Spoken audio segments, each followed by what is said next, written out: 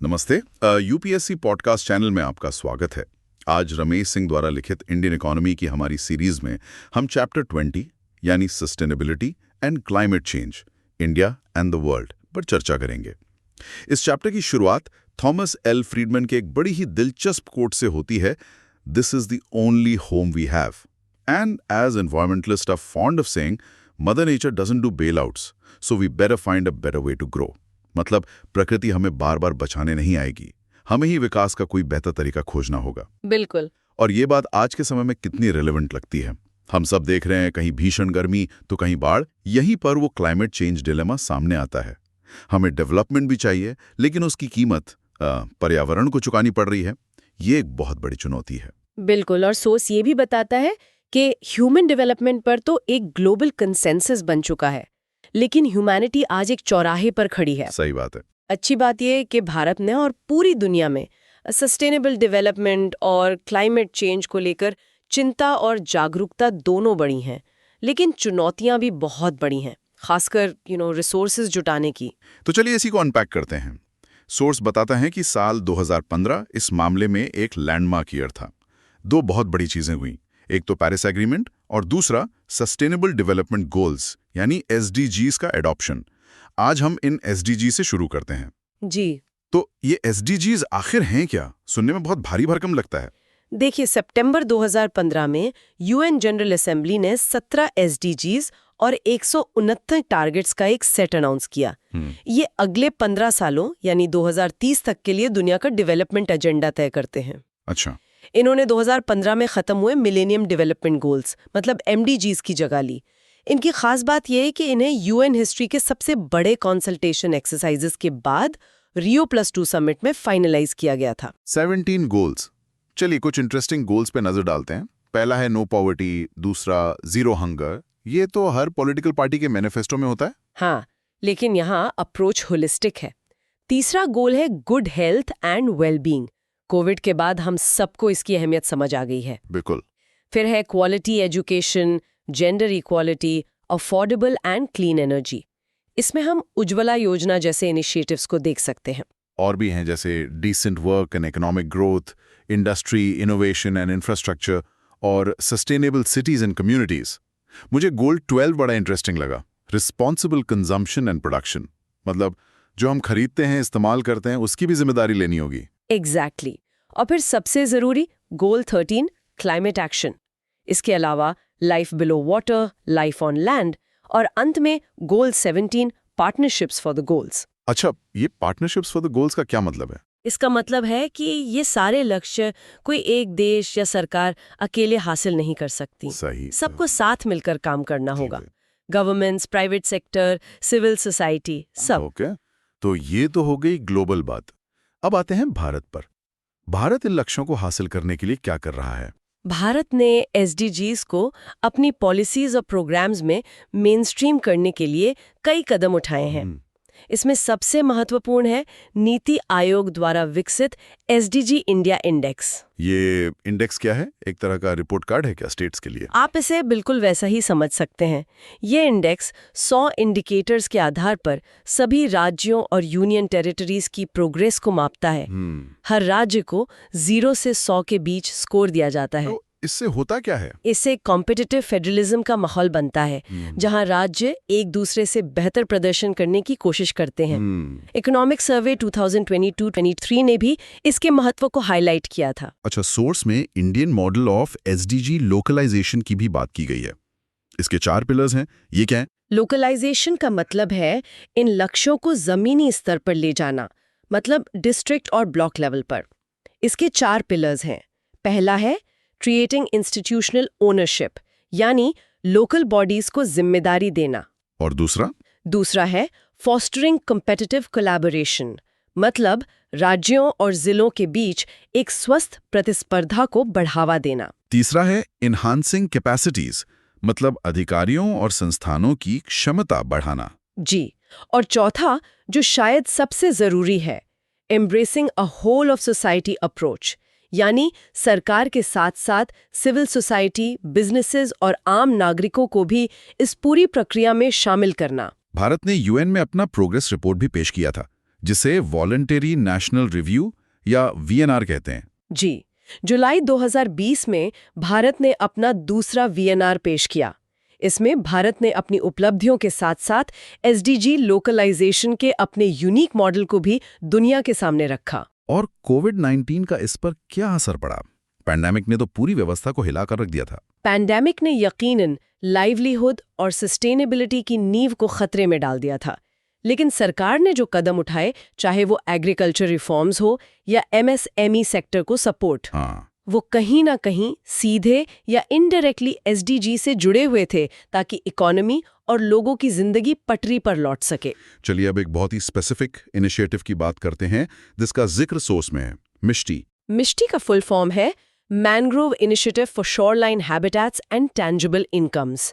ये मैनग्रोव के संरक्षण और वृक्षारोपण के लिए एक पहल है। अच्छा, मैंग्रोव? जी, मैनग्रोव हमारे तटीय इलाकों के लिए एक प्राकृतिक दीवार की तरह काम करते हैं जो चक्रवात और सुनामी से बचाते हैं। यहाँ टैंजिबल इनकम्स का क्या मतलब है? इसका मतलब है कि इस पहल से न सिर्फ पर्यावरण की रक्षा होगी बल्कि स्थानीय समुदायों के लिए आय के स्रोत भी पैदा होंगे। अच्छा, तो ये कैसे होगा? ये योजना 9 राज्यों और 2 केंद्र शासित प्रदेशों में लगभग 450 वर्ग किलोमीटर के क्षेत्र को कवर करेगी।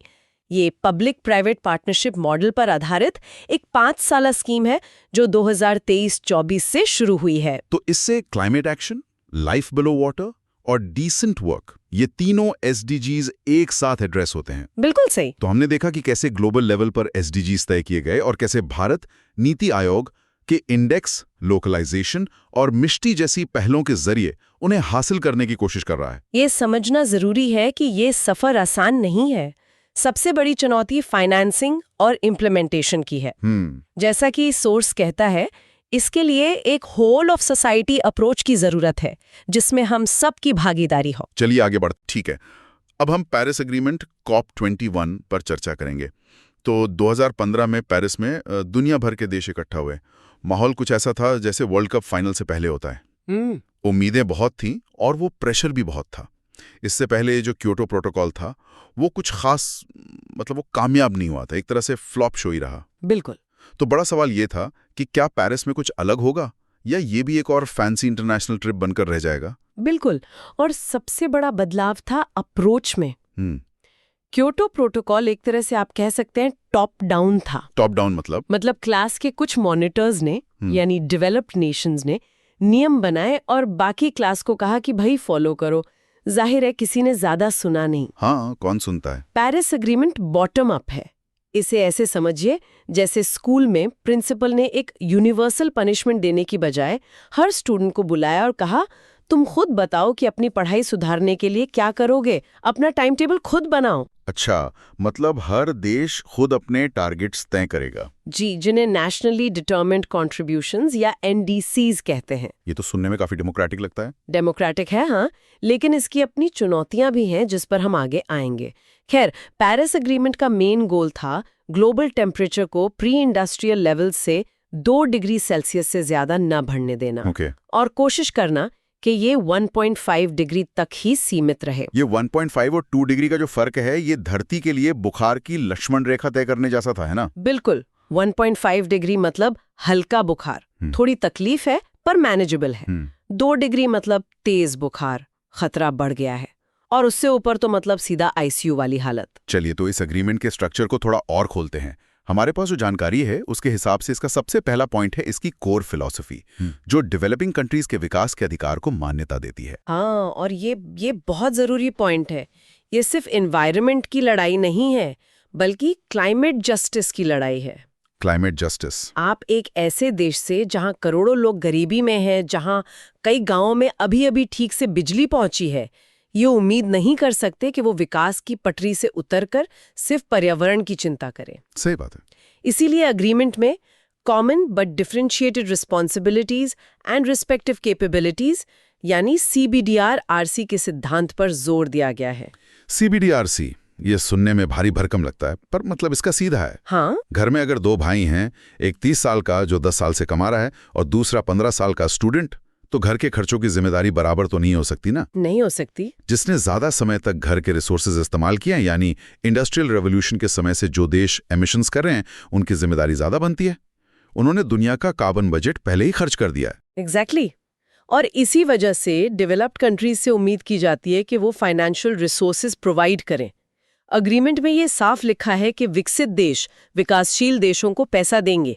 ये एक तरह की हिस्टोरिकल जिम्मेदारी है। और दूसरों की? वहीं दूसरे देशों की कंट्रीब्यूशन जैसे चीन या भारत की वॉलंटरी होगी, मैंडेटरी नहीं है। और एक बात जो इस एग्रीमेंट को क्योटो से अलग बनाती है वो ये है कि ये सिर्फ एमिशन कट्स यानी मिटिगेशन सेंट्रिक नहीं है। नहीं, बिल्कुल नहीं। इसमें adaptation, loss and damage, finance, technology ये सब भी शामिल हैं। हाँ, इसे ऐसे समझे, मिटिगेशन मतलब सिगरेट पीना बंद करना ताकि फेफड़े खराब ना हो, प्रिवेंटिव मेजर। हाँ, एडेप्टेशन मतलब हवा इतनी खराब हो चुकी है कि अब एयर प्यूरिफायर लगाना पड़ रहा है या मास्क पहन के घूमना पड़ रहा है, मतलब आप हो चुके नुकसान के साथ जीना सीख रहे हैं। और लॉस एंड डैमेज मतलब फेफड़ों का कैंसर हो गया है। ये वो नुकसान है जिसे रिवर्स नहीं किया जा सकता। अब इसके इलाज का खर्चा कौन देगा? और छोटे छोटे आइलैंड नेशंस जो डूब रहे हैं उनके लिए तो यही सबसे बड़ा मुद्दा है। बिल्कुल। पेरिस एग्रीमेंट इन तीनों पे बराबर से बात करता है जो क्योटो में मिसिंग था। और यहीं पे फाइनेंस की बात आती है। एक बहुत बड़ा वादा था 2020 तक विकसित देशों द्वारा मिलकर हर साल $100 बिलियन देने का। ये वो हेडलाइन थी जिसने सबका ध्यान खींचा था। हाँ, ये बहुत बड़ी बात थी। और साथ ही ये भी तय हुआ कि 2025 से पहले इस $100 बिलियन को बेस बनाकर एक नया और बड़ा फाइनेंशियल गोल सेट किया जाएगा। बिल्कुल। और इस पूरे प्रोसेस में ट्रांसपेरेंसी रखने के लिए एक फ्रेमवर्क भी बनाया गया। 2023 से शुरू होकर हर 5 साल में एक ग्लोबल स्टॉक टेक होगा। ये एक तरह से दुनिया का कलेक्टिव प्रोग्रेस रिपोर्ट कार्ड है। सही, जैसे स्कूल में हर स्टूडेंट अपनी आंसर शीट देता है, फिर टीचर सबकी शीट्स को देखकर बताता है कि पूरी क्लास का परफॉर्मेंस कैसा रहा। ये देखने के लिए कि हम सब मिलकर 1.5 डिग्री वाले रास्ते पर हैं या भटक गए हैं। लेकिन अगर कोई देश अपना टारगेट पूरा नहीं कर पाता तो क्योटो में तो सजा का प्रावधान था। यहाँ क्या है? यहाँ कंप्लायंस मैकेनिज्म नॉन प्यूनिटिव है। नॉन प्यूनिटिव मतलब कोई जुर्माना नहीं? नहीं, अगर कोई देश अपना टारगेट पूरा नहीं कर पाता तो उस पर कोई जुर्माना या ट्रेड सैंक्शन नहीं लगेगा। एक मिनट, अगर कोई सजा ही नहीं है तो फिर इस अग्रीमेंट का वजन ही क्या है? क्या ये सिर्फ एक फील गुड एक्सरसाइज नहीं बन जाती जहां देश बड़े बड़े वादे करते हैं और फिर उन्हें पूरा न करने पर कोई नतीजा नहीं भुगतना पड़ता? बहुत अच्छा सवाल है। देखिए, ये सिस्टम नाम और शर्म या नेम एंड शेम पर ज्यादा चलता है, सजा पर कम। अच्छा। इसका मकसद देशों को मदद करना है, उन्हें सजा देना नहीं। एक एक्सपर्ट कमेटी है जो देखेगी कि कोई देश क्यों पीछे रह गया और उसे टेक्नोलॉजी या फाइनेंस में कैसे मदद की जा सकती है। ये एक तरह का प्योर प्रेशर सिस्टम है ना? लीगल ऑब्लिगेशन से ज्यादा। समझ गया। तो कुल मिलाकर पेरिस एग्रीमेंट का सबसे बड़ा शिफ्ट था जिम्मेदारी से हिस्सेदारी की तरफ। बिल्कुल सही पकड़ा। क्योटो ने टॉप डाउन जिम्मेदारी थोपी जो चली नहीं। पेरिस ने कहा सब अपने अपनी हिस्सेदारी बताओ, चाहे छोटी हो या बड़ी। ये डिप्लोमेटिक जीनियस था, लेकिन शायद इसकी सबसे बड़ी कमजोरी भी यही है। हाँ, क्योंकि किसी की जवाबदेही साफ तौर पर तय नहीं है। यही इसका सार है। तो वो थी 2015 की कहानी। अब फास्ट फॉरवर्ड करते हैं 2024 में बाकू अज़रबैजान में हुए COP29 पर। यहाँ क्या नया हुआ? यहाँ क्लाइमेट फाइनेंस का नया लक्ष्य तय किया गया, जिसकी बात पेरिस में हुई थी। जो $100 बिलियन की बात थी उसे 2035 तक सालाना $300 बिलियन कर दिया गया। 100 बिलियन से 300 बिलियन? जी। और इसके अलावा मिटिगेशन और एडेप्टेशन पर भी नए ग्लोबल गोल्स की बात हुई, जिसे बाकू क्लाइमेट यूनिटी पैक्ट कहा गया। सुनने में तो 3 गुना लगता है। काफी अच्छा, ये तो एक बड़ी जंप है। यहीं पर भारत का पर्सपेक्टिव जो इकोनॉमिक सर्वे 2024-25 में दिया गया है वो बहुत दिलचस्प हो जाता है। अच्छा। भारत के हिसाब से ये $300 बिलियन का लक्ष्य एक स्मॉल मोबिलाइजेशन है। छोटा? $300 बिलियन, ये तो कई देशों की जीडीपी से भी ज्यादा है। हाँ, क्योंकि असल जरूरत के सामने ये ऊंट के मुंह में जीरा है। अनुमान ये है कि विकासशील देशों को 2030 तक अपने क्लाइमेट गोल्स पूरे करने के लिए 5.1 से 6.8 ट्रिलियन डॉलर की जरूरत है। ओह। उसके सामने 300 बिलियन सालाना क्या है? ये ऐसा है कि आपको आईआईटी की तैयारी के लिए 2 साल की कोचिंग की जरूरत है जिसकी फीस 5 लाख है, और कोई आपको 10,000 रुपए देकर कहे कि इससे 1-2 किताबें खरीद लो। उस 10,000 से आईआईटी तो क्रैक नहीं होगा? बिल्कुल नहीं। समझ गया, ये तो बस टोकनिज्म जैसा लग रहा है, और भारत इसे पेरिस एग्रीमेंट के मैंडेट से एक सिग्निफिकेंट मिसअलाइनमेंट भी मानता है। ये तो वही सीबीडीआर वाली बात पर सीधी चोट है। बिल्कुल। भारत का कहना है कि ये ऐतिहासिक जिम्मेदारी से मुंह मोड़ने जैसा है। जिन देशों ने सदियों तक इंडस्ट्रियलाइज करके एमिशंस फैलाए, अब वो अपनी जिम्मेदारी का एक छोटा सा हिस्सा ही उठाना चाहते हैं। और तो और बात सिर्फ फ्यूचर फंडिंग की नहीं है। एक रिपोर्ट बताती है कि डेवलप्ड कंट्रीज अपने खुद के एनडीसीज को पूरा करने में लगभग 28% से पीछे चल रहे हैं। अरे वाह, ये तो वही बात हो गई कि क्लास का मॉनिटर सबको डिसिप्लिन में रहने को कह रहा है और खुद ही क्लास बंद कर रहा है। प्रिसाइसली। मतलब आप दूसरों से उम्मीद कर रहे हैं कि वो अपने टारगेट्स पूरे करें, जबकि आपके खुद के वादे अधूरे हैं। और इसी वजह से आगे COP30 जो ब्राजील में होगा बहुत महत्वपूर्ण है। वहां सब देश अपने नए ज्यादा एम्बिशियस एनडीसी सबमिट करेंगे। ओके। भारत का मानना है कि अगर फंडिंग की ये कमी बनी रही तो हो सकता है कि कई विकासशील देशों को अपने क्लाइमेट टारगेट्स को रीवर्क करना पड़े, जो कि एक खतरनाक स्थिति होगी। ये तो ऐसा होगा जैसे डॉक्टर ने कहा है कि डाइट कंट्रोल करो और एक्सरसाइज करो, लेकिन मरीज कह रहा है कि मेरे पास हेल्दी खाना खरीदने या जिम जाने के पैसे ही नहीं है, तो मैं तो समोसे ही खाऊंगा। और नतीजा तो पूरी बॉडी के लिए बुराई होगा। ये सारी बातचीत घूम फिरकर पैसे पर आ जाती है। तो चलिए इस ग्रीन फाइनेंस के कॉन्सेप्ट को समझते हैं। ये है क्या आखिर? देखिए, इसकी कोई एक यूनिवर्सल डेफिनेशन नहीं है और यही अपने आप में एक चैलेंज है। अच्छा। मोटे तौर पर इसका मतलब है उन प्रोजेक्ट्स में पैसा लगाना जो एनवायरमेंटल गोल्स को हासिल करे और सस्टेनेबल डेवलपमेंट को बढ़ावा दे। जैसे सोलर पावर प्लांट लगाना, शहरों में इलेक्ट्रिक बसें चलाना या वेस्ट मैनेजमेंट को बेहतर बनाना। हाँ बिल्कुल। भारत ने इस दिशा में कुछ अच्छे कदम उठाए हैं। 2010-11 में national clean energy fund NCEF बनाया गया था। NCEF? इसका आइडिया बड़ा अनोखा था। देश में बनने वाले या इंपोर्ट होने वाले कोयले पर सेस यानी एक तरह का टैक्स लगाकर पैसा जमा करना और उस पैसे से क्लीन एनर्जी प्रोजेक्ट्स को फंड करना। मतलब प्रॉब्लम से ही सॉल्यूशन का पैसा निकालना। ये तो बहुत स्मार्ट सोच है। और क्या क्या हुआ है? ग्रीन एनर्जी कॉरिडोर्स बनाए गए हैं।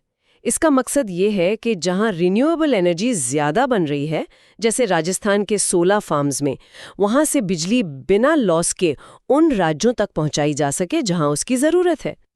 Jawaharlal Nehru national solar mission के तहत सोलर लाइट्स और प्लांट्स लगाए गए और अब ग्रीन बॉन्ड्स भी मार्केट में आ गए हैं। हाँ, ग्रीन बॉन्ड्स के बारे में मैंने सुना है। फरवरी 2025 तक ज्यादातर बड़े बैंकों ने ग्रीन बॉन्ड्स इशू कर दिए थे। ये बॉन्ड्स खास तौर पर ग्रीन प्रोजेक्ट्स के लिए पैसा जुटाने के लिए होते हैं। लेकिन ये सब सुनने में जितना आसान लगता है उतना है नहीं। इसमें कुछ चैलेंजेस भी हैं। बहुत चैलेंजेस हैं। पहला तो वही क्लासिक लड़ाई, विकास बनाम पर्यावरण। ये भारत जैसे देश के लिए सबसे बड़ी दुविधा है। एक तरफ हमें करोड़ों लोगों को गरीबी से निकालना है, फैक्ट्रीज लगानी है, इंफ्रास्ट्रक्चर बनाना है, और दूसरी तरफ पर्यावरण को बचाना है। ग्रीन फाइनेंस को हम विकास की जरूरतों से डाइवर्ट नहीं कर सकते। और एक कड़वी सच्चाई ये है कि भारत में आज भी 60% बिजली कोयले से आती है। हम इसे रातों रात बंद नहीं कर सकते। बिल्कुल। तो सारा जोर सिर्फ रिन्यूएबल्स पर नहीं हो सकता। हमें ग्रीनिंग कोल टेक्नोलॉजी पर भी ध्यान देना होगा, यानी कोयले को ही ज्यादा कुशलता से और कम प्रदूषण के साथ कैसे इस्तेमाल करें। दूसरा मुद्दा है ग्रीन बॉन्ड्स का नया होना। लोग इन पे भरोसा करने से डरते हैं। ये वैसा ही है जैसे जब UPI नया आया था तो लोग सोचते थे कि कहीं पैसा अटक ना जाए। सही कहा। जबकि कैश देने में ज्यादा सेफ फील करते थे। बिल्कुल। उनका रिस्क और टेन्योर अभी ठीक से समझा नहीं गया है, इसलिए उन्हें इन्वेस्टमेंट ग्रेड मिलना मुश्किल होता है। और यहीं पर ग्रीन वॉशिंग का खतरा भी आता है। ग्रीन वॉशिंग चल रही। एग्जैक्टली। और आखिरी पॉइंट बहुत तीखा है। डेवलप्ड कंट्रीज में कंस्पिक्यूअस कंजम्पशन और अनसस्टेनेबल लाइफस्टाइल्स। ये एक तरह से डबल स्टैंडर्ड्स की तरफ इशारा करता है।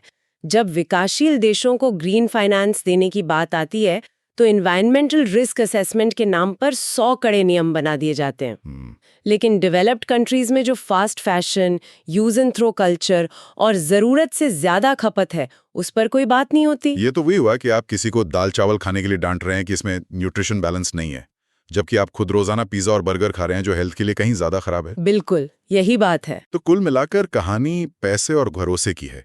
विकसित देश ऐतिहासिक जिम्मेदारी की बात तो करते हैं, लेकिन फाइनेंशियल कमिटमेंट से पीछे हट रहे हैं। हाँ, और विकासशील देश कह रहे हैं कि बिना पर्याप्त फंडिंग और टेक्नोलॉजी के हम अपने लक्ष्य कैसे पूरे करें। एग्जैक्टली और यहाँ एक सवाल सोचने वाला है, क्या क्लाइमेट चेंज से लड़ाई एक ग्लोबल कोलैबोरेशन है, एक साझा मिशन है, या ये एक फाइनेंशियल नेगोशिएशन बन चुकी है जहां हर कोई अपना फायदा देख रहा है? ये सवाल बहुत जरूरी है।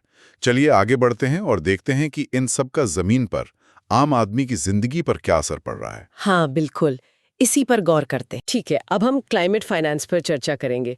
देखिए, क्लाइमेट फाइनेंस की दुनिया में ना दो कहानियां एक साथ चलती हैं। एक कहानी है बड़े बड़े मंचों पर एयर कंडीशन हॉलों में किए गए अरबों डॉलर के वादों की, खूब सारी तालियों की गूंज की। हाँ। और दूसरी कहानी है जमीन पर, उन गांवों और शहरों में उस पैसे के इंतजार की जो या तो कभी आता ही नहीं, या आता भी है तो मतलब ऊंट के मुंह में जीरे जैसा। बिल्कुल। आज हम इसी फासले की पड़ताल करेंगे कि आखिर ये पैसा कहाँ अटक जाता है। और ये कहानी शुरू होती है एक बहुत ही बुनियादी सवाल से, जिसका जवाब किसी के पास ठीक ठीक नहीं है।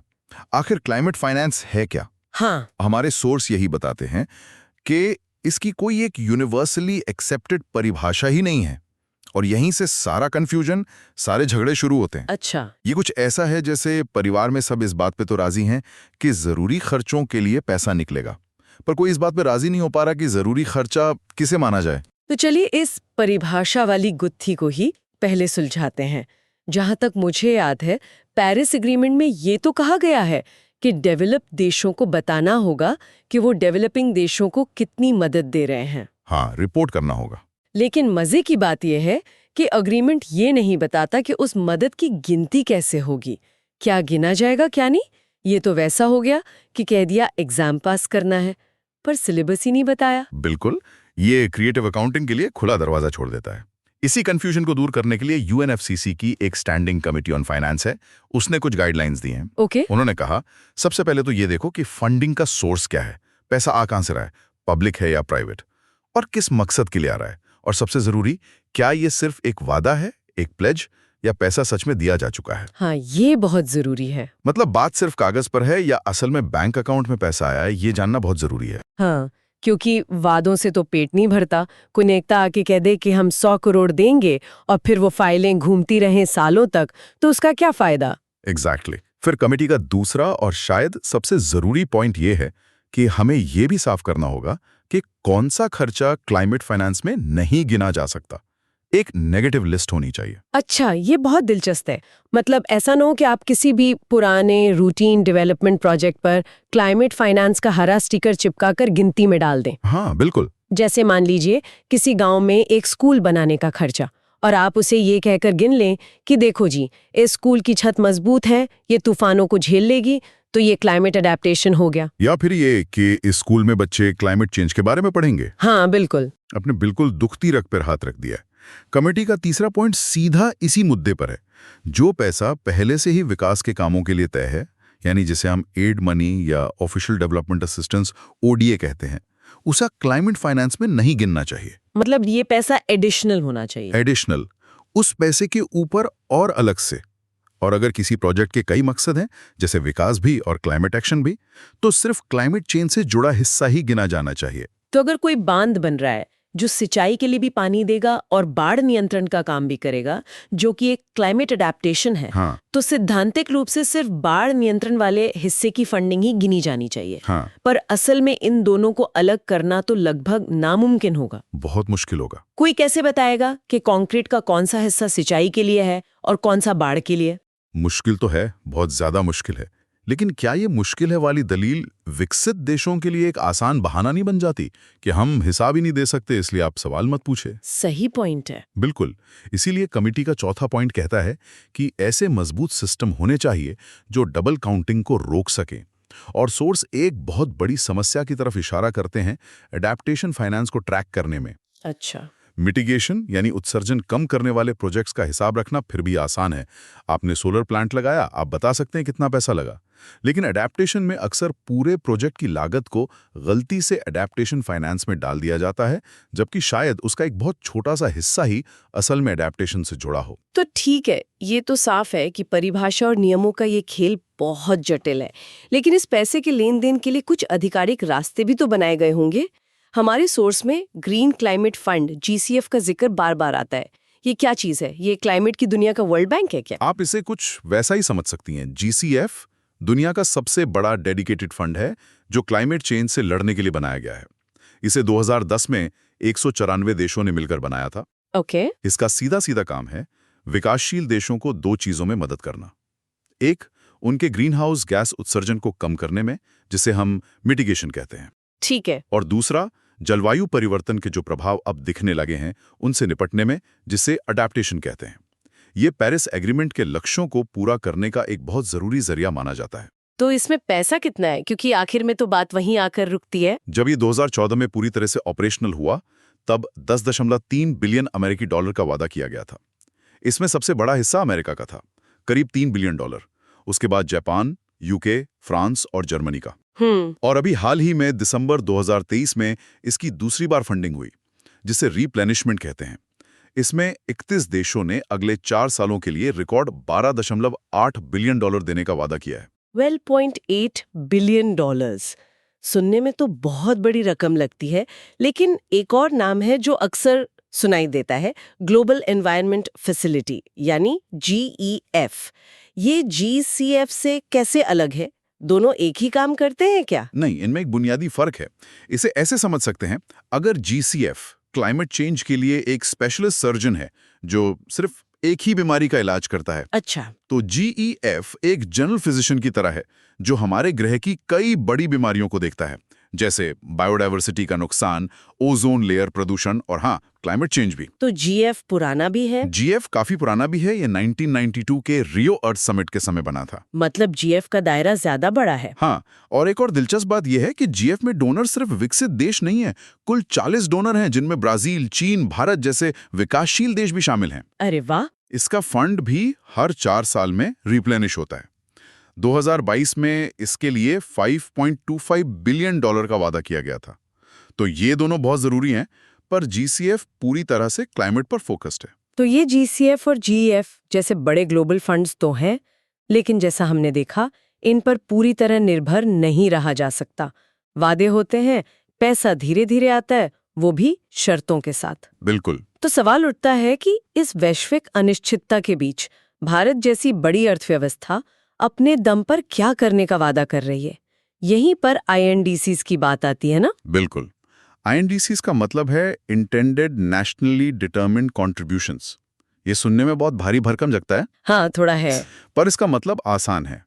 ये हर देश का अपना क्लाइमेट एक्शन प्लान है, जिसे वो दुनिया के सामने यानी UNFCCC को सौंपता है। अच्छा, जैसे स्कूल में प्रोजेक्ट रिपोर्ट जमा करते हैं। हाँ, कुछ वैसा ही।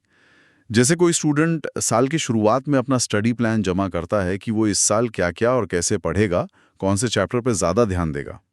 भारत ने अपना पहला प्लान 2015 में पेरिस एग्रीमेंट से ठीक पहले जमा किया था। और जहां तक मुझे याद है, 2015 के उन वादों में सोलर एनर्जी और रिन्यूएबल्स पर बहुत जोर था, है ना?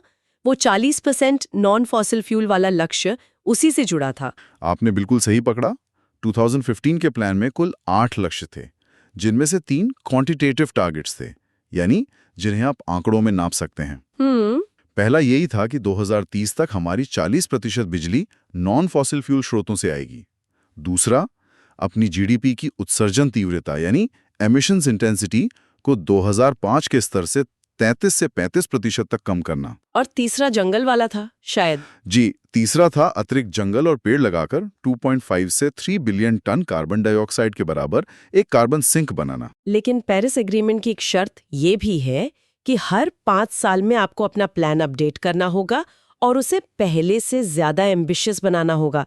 तो क्या भारत ने अपना होमवर्क किया? जी हाँ, अगस्त 2022 में भारत ने अपना NDC अपडेट किया और अब लक्ष्य पहले से कहीं ज्यादा एम्बिशियस हैं। अच्छा, तो 2022 में भारत ने अपने लक्ष्य अपडेट किए।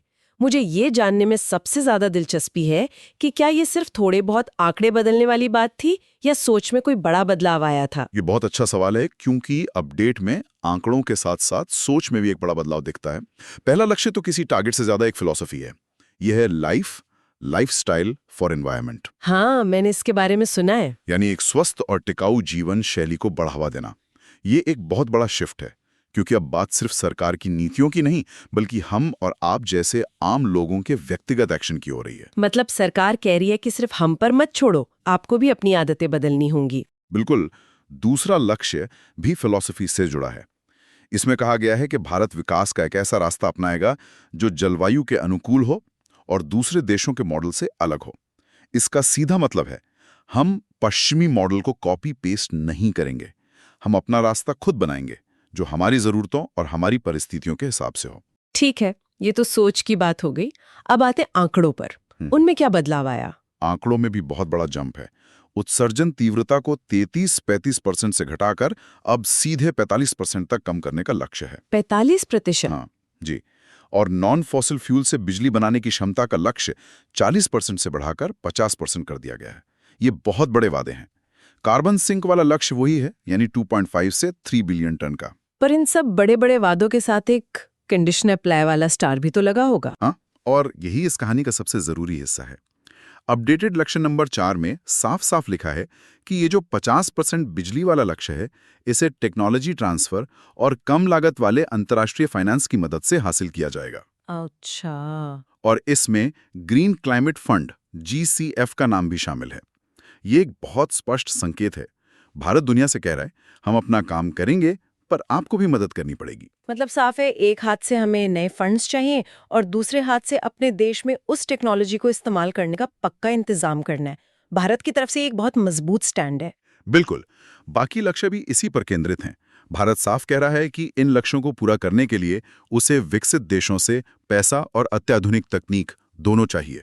तो ये वादे जितने एम्बिशियस हैं, उतने ही कंडीशनल भी हैं। योजनाएं तो बहुत अच्छी हैं, एम्बिशियस भी हैं और कंडीशनल भी। लेकिन अब आते हैं उस सवाल पर जिससे हमने शुरू किया था, जमीनी हकीकत क्या है? भारत इन सब वादों और अंतर्राष्ट्रीय फंडिंग के इंतजार के बीच असल में कितना खर्च कर रहा है? और यहीं पर आकर कहानी बहुत दिलचस्प हो जाती है। हमारे सोर्स में एक बहुत ही महत्वपूर्ण डेटा है जो दिखाता है कि भारत इंतजार नहीं कर रहा। अच्छा? भारत का सिर्फ अडैप्टेशन पर, यानी जलवायु परिवर्तन के प्रभावों के अनुकूल ढलने पर जो खर्च है, वो 2015-16 में जीडीपी का 3.7% था। 3.7%? जी, ये रकम 2021-22 में बढ़कर जीडीपी का 5.6% हो गई। जीडीपी का 5.6%? ये तो एक बहुत बहुत बड़ी रकम है। ये दिखाता है कि देश अपने घरेलू संसाधनों से, खासकर पब्लिक सेक्टर से, इस लड़ाई को लड़ रहा है। हाँ, ये एक मजबूत राजनीतिक संदेश भी है। और अब सवाल उठता है कि उस अंतर्राष्ट्रीय पैसे का क्या हुआ जिसकी हम इतनी देर से बात कर रहे थे? GCF, GEF और बाकी वादों का? हाँ, उस पैसे का क्या हुआ? यहीं पर कहानी का सबसे जरूरी और शायद सबसे निराशाजनक मोड़ आता है। सोर्स की भाषा में कहूं तो अंतर्राष्ट्रीय फंड का प्रवाह बहुत ही अपर्याप्त है और इसमें मिटिगेशन को लेकर एक पूर्वाग्रह है। एक मिनट, मिटिगेशन बायस, इसे थोड़ा आसान करते हैं। हाँ, अत्यधिक अपर्याप्त का मतलब तो सीधा है कि जितना पैसा आना चाहिए उसका एक छोटा सा, बहुत छोटा सा हिस्सा ही आ रहा है। ऊंट के मुंह में जीरा। बिल्कुल। लेकिन ये मिटिगेशन बायस क्या भला है? और ये मिटिगेशन बायस सिर्फ एक एकेडमिक शब्द नहीं है, ये एक बहुत बड़ी नाइंसाफी की कहानी कहता है। इसका असली मतलब ये है कि जो थोड़ा बहुत पैसा आ भी रहा है, वो ज्यादातर उन प्रोजेक्ट्स में जा रहा है जो कार्बन उत्सर्जन कम करते हैं, यानी मिटिगेशन। बिल्कुल, जैसे बड़े बड़े सोलर पावर प्लांट लगाना या इलेक्ट्रिक गाड़ियों को प्रमोट करना। हाँ, ये जरूरी है, लेकिन पैसा उन प्रोजेक्ट्स में नहीं जा रहा जो लोगों को जलवायु परिवर्तन के सीधे प्रभावों से बचाते हैं, यानी अडैप्टेशन में। बिल्कुल। जैसे तटीय इलाकों में समुद्री दीवारें बनाना, या सूखे से लड़ने वाली फसलें विकसित करना, या बाढ़ की चेतावनी देने वाले सिस्टम लगाना। बिल्कुल। और भारत जैसे विकासशील देशों के लिए अडैप्टेशन कहीं ज्यादा जरूरी है, क्योंकि हमारे किसान, मछुआरे और गरीब आबादी सीधे तौर पर मौसम की मार झेल रहे हैं। सही बात है। ग्लोबल फाइनेंस उन लोगों की मदद करने में नाकाम हो रहा है जो क्लाइमेट चेंज के लिए सबसे कम जिम्मेदार हैं, पर उसकी सबसे ज्यादा मार झेल रहे हैं। पैसा टेक्नोलॉजी पर लग रहा है, इंसानों की जान बचाने पर नहीं। तो मतलब अंतर्राष्ट्रीय समुदाय आपको सोलर पैनल लगाने के लिए तो शायद पैसा दे दे, क्योंकि उससे उनका भी कार्बन का हिसाब किताब ठीक होता है। हाँ, लेकिन आपके बदलते मौसम की मार झेल रहे किसानों को बचाने के लिए उतनी मदद नहीं मिल रही। ये तो एक बहुत बड़ी समस्या है। एक तरफ हम अपनी जीडीपी का 5 से 6% खुद खर्च कर रहे हैं, और दूसरी तरफ जो मदद आनी चाहिए वो ना के बराबर है, और जो आ भी रही है वो गलत जगह जा रही है। आपने बिल्कुल सही सारांश दिया है। ये सिर्फ पैसे का सवाल नहीं रह गया है, ये अब विश्वास, समानता और सामूहिक कार्रवाई का सवाल बन गया है। पूरा ग्लोबल क्लाइमेट एक्शन का ढांचा इस बात पर टिका है कि जो वादा किया गया है वो पैसा असल में आता है या नहीं, और अगर आता है तो क्या वो वहां पहुंचता है जहां उसकी सबसे ज्यादा जरूरत है।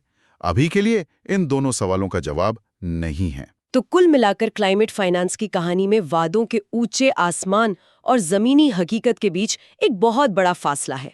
भारत अपने लक्ष्यों को लेकर महत्वाकांक्षी है और अपने दम पर काफी कुछ कर भी रहा है, लेकिन वो अंतर्राष्ट्रीय समर्थन पर भी बहुत हद तक निर्भर है। हाँ, और वो समर्थन फिलहाल न तो काफी है और न ही संतुलित। बिल्कुल। और ये सिर्फ भारत की कहानी नहीं है, ये लगभग हर विकासशील देश की कहानी है। ये एक ऐसी लड़ाई है जिसमें सबको साथ लड़ना था, पर कुछ देश अपनी जिम्मेदारी से पीछे हट रहे हैं और इसका बोझ उन पर पड़ रहा है जो सबसे कमजोर हैं। चलिए आगे बढ़ते। Okay, now we will discuss India and climate change. तो हमारे पास जो दस्तावेज हैं वो भारत की उन कोशिशों की एक पूरी तस्वीर दिखाते हैं जो क्लाइमेट चेंज से निपटने के लिए की जा रही हैं। और ये सिर्फ पेड़ लगाना या पोल्यूशन कम करने जैसी बातें नहीं है। ये एक बहुत बड़ा मल्टी लेयर्ड प्लान है, एक नेशनल स्ट्रैटेजी है। बिल्कुल सही। और इन दस्तावेजों की सबसे दिलचस्प बात यही है कि ये अप्रोच कितना कॉम्प्रिहेंसिव है। मतलब ऐसा नहीं है कि बस इंटरनेशनल प्रेशर में कुछ कर दिया। हाँ, वही। ऐसा लगता है कि देश की जरूरतों को समझकर एक पूरा ढांचा तैयार किया जा रहा है। एग्जैक्टली। और इसकी एक बुनियाद है जो 2008 में रखी गई थी, national action plan on climate change, यानी NAPCC के साथ। NAPCC। हाँ, इसे आप भारत की क्लाइमेट पॉलिसी का एक तरह से संविधान कह सकते हैं। ये वो पहला मौका था जब भारत ने संगठित तौर पर इस चुनौती को स्वीकार किया और एक रोड मैप बनाया। हाँ, NAPCC। और बाद में पेरिस एग्रीमेंट के लक्ष्यों को ध्यान में रखकर इसे और मजबूत भी किया गया, राइट? जी। तो चलिए इसी ढांचे को अनपैक करते हैं। इस NAPCC के अंदर 8 अलग-अलग नेशनल मिशंस हैं। ये सुनने में किसी साइफाई फिल्म जैसा लगता है। 8 मिशन। हाँ। तो पहला है परफॉर्म, अचीव एंड क्रेड, जिसे पेट स्कीम भी कहते हैं। ये तो किसी बिजनेस स्ट्रेटजी जैसा लग रहा है। और ये है भी कुछ वैसा ही। इसका सीधा साधा मतलब है ऊर्जा की खपत में कमी लाओ और अगर अच्छा काम करो तो उसका इनाम पाओ। अच्छा। ये स्कीम देश की सबसे बड़ी और सबसे ज्यादा ऊर्जा खाने वाली इंडस्ट्रीज पर फोकस करती है, जिन्हें डेजिग्नेटेड कंज्यूमर्स कहा जाता है। मतलब जो बड़ी बड़ी फैक्ट्रियां हैं जैसे सीमेंट, स्टील, पावर प्लांट्स, वो सब। बिल्कुल। सरकार इन्हें एनर्जी एफिशिएंसी के टारगेट्स देती है। मतलब आपको अपनी फैक्ट्री चलाने में पहले से कम बिजली या कोयला इस्तेमाल करना है। एग्जैक्टली। और मजेदार हिस्सा और आता है, अगर कोई कंपनी अपने टारगेट से भी ज्यादा एनर्जी बचा लेती है तो उसे सरकार से एनर्जी सेविंग सर्टिफिकेट्स मिलते हैं। अच्छा। और जो कंपनी अपना टारगेट पूरा नहीं कर पाती तो उसे खरीदना पड़ता है। बिल्कुल, उसे बाजार से ये सर्टिफिकेट खरीदने पड़ते हैं। तो एक तरह से ये एफिशिएंसी के लिए एक बाजार बना देता है। अच्छा, तो ये एक तरह का कार्बन क्रेडिट सिस्टम हुआ, लेकिन एनर्जी बचाने के लिए। सुनने में तो ये बहुत स्मार्ट लगता है, लेकिन असल में जमीन पर इसका कितना असर हुआ है? ये सवाल बहुत वाजिब है। शुरुआत में इंडस्ट्री की तरफ से हिचकिचाहट थी, लेकिन आंकड़े दिखाते हैं कि ये काफी सफल रहा है।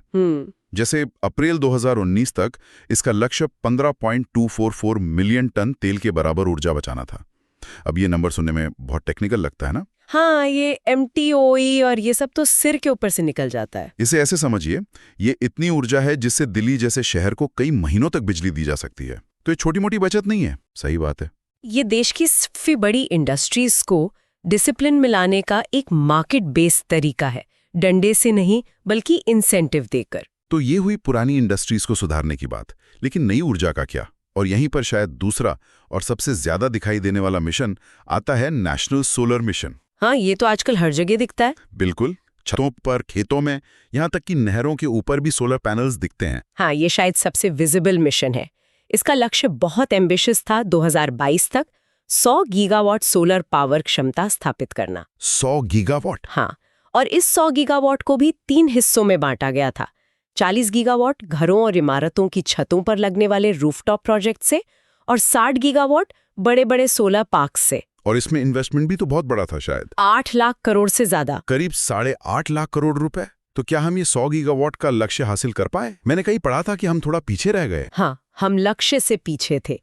नवंबर 2022 तक हम लगभग 33.5 गीगावाट सोलर क्षमता स्थापित कर चुके थे।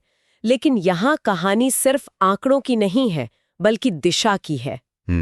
10 साल पहले भारत में सोलर पावर एक नीश कॉन्सेप्ट था, है ना? हाँ बिल्कुल। कुछ एनजीओज या अमीरों का शौक। और आज ये मेन स्ट्रीम एनर्जी सोर्स है। ये वो मिशन है जिसका असर आम आदमी की बिजली के बिल पर पड़ रहा है, खासकर जिन्होंने रूफटॉप सोलर लगाया है। तो लक्ष्य से पीछे रहने की मुख्य वजह क्या थी?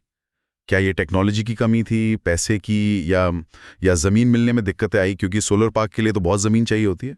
वजहें कई थीं। जमीन अधिग्रहण एक बड़ी चुनौती है। फिर ग्रिड को स्थिर रखना, क्योंकि सोलर पावर दिन में ही मिलती है। सही बात है। और जो रूफटॉप सोलर वाला हिस्सा था, वो उम्मीद के मुताबिक तेजी से नहीं बढ़ा, क्योंकि उसमें हर घर तक पहुंचना होता है, जो एक मुश्किल काम है।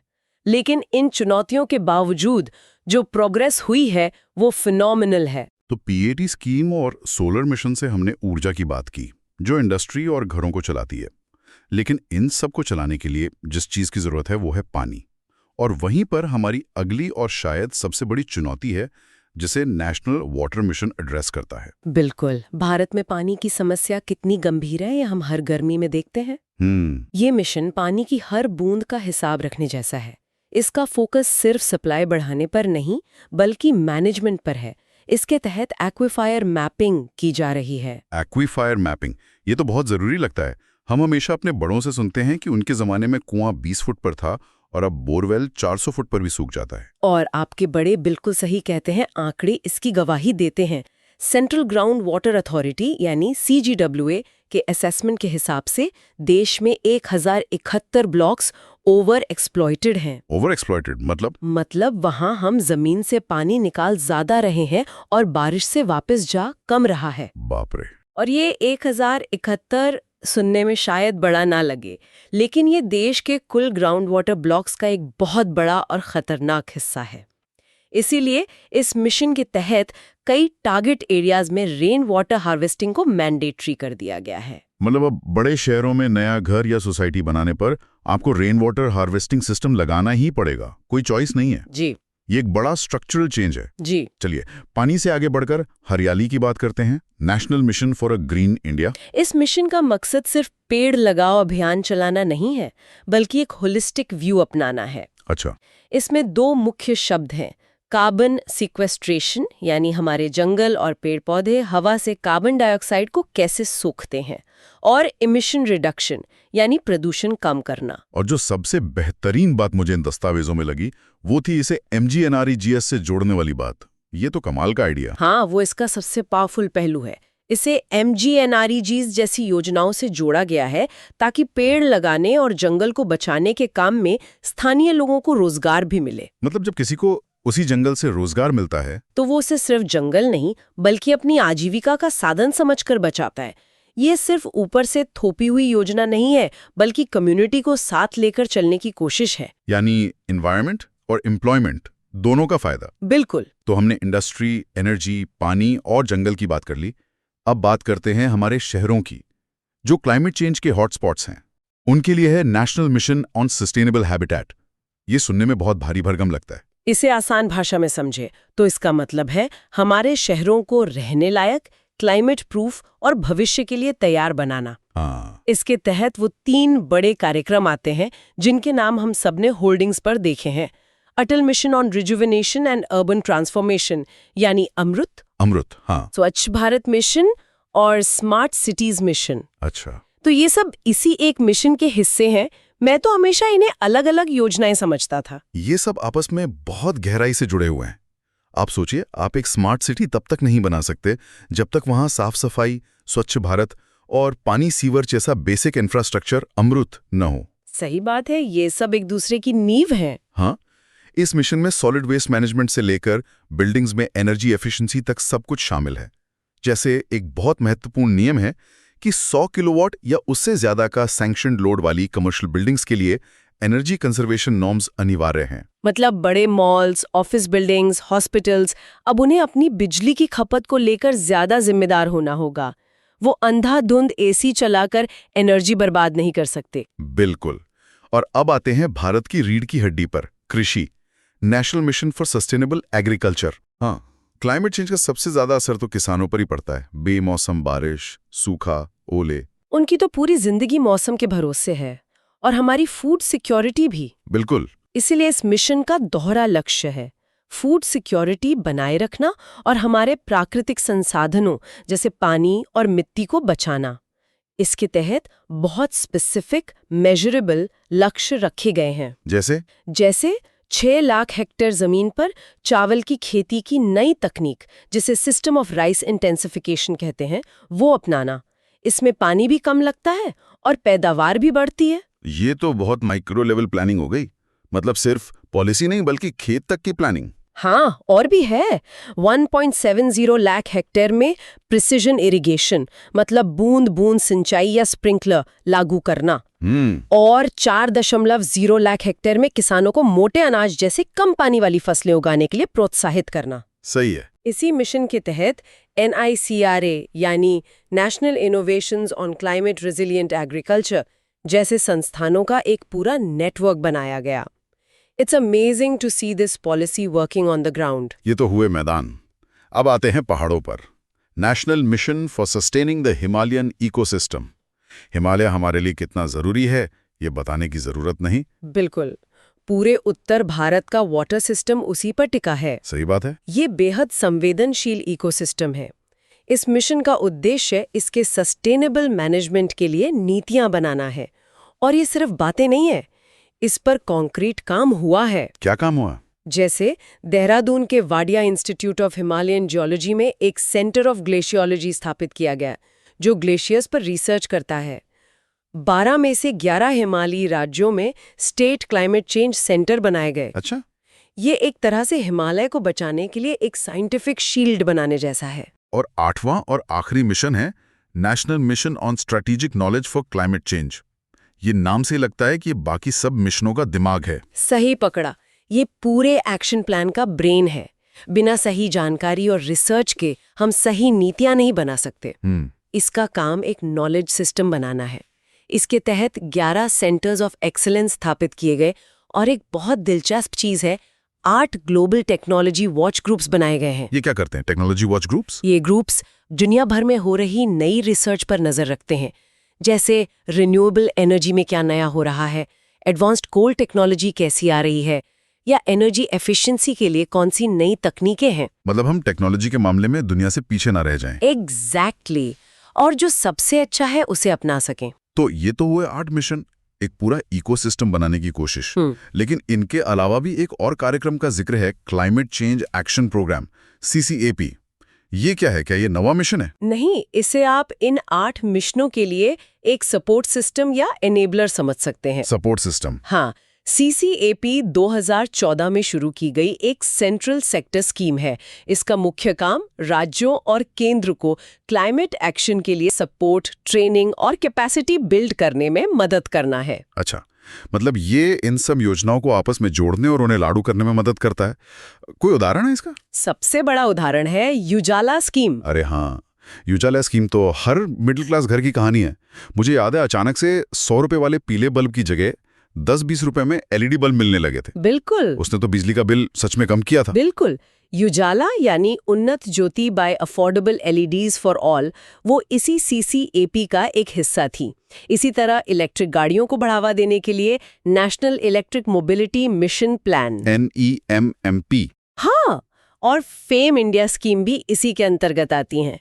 और बायोफ्यूल्स पॉलिसी, जिसका लक्ष्य 2030 तक पेट्रोल में 20% इथेनॉल मिलाना है, वो भी इसी का हिस्सा है। वाह। ये सब छोटे छोटे कदम मिलकर एक बड़ा बदलाव ला रहे हैं। ठीक है, ये पूरी मशीनरी तो समझ आ गए। 8 मिशन, एक सपोर्ट प्रोग्राम। लेकिन इन सब के लिए सोलर प्लांट लगाने से लेकर इलेक्ट्रिक गाड़ियों पर सब्सिडी देने तक पैसा कहाँ से आता है? क्योंकि ये सब तो बहुत खर्चीले काम है। एकदम सही सवाल। और यहीं पर इस पूरी स्ट्रैटेजी का सबसे ज़रूरी हिस्सा आता है फाइनेंशियल सिस्टम को सस्टेनेबिलिटी से जोड़ना। मतलब पूरे फाइनेंशियल सिस्टम को हरा बनाना। बिल्कुल।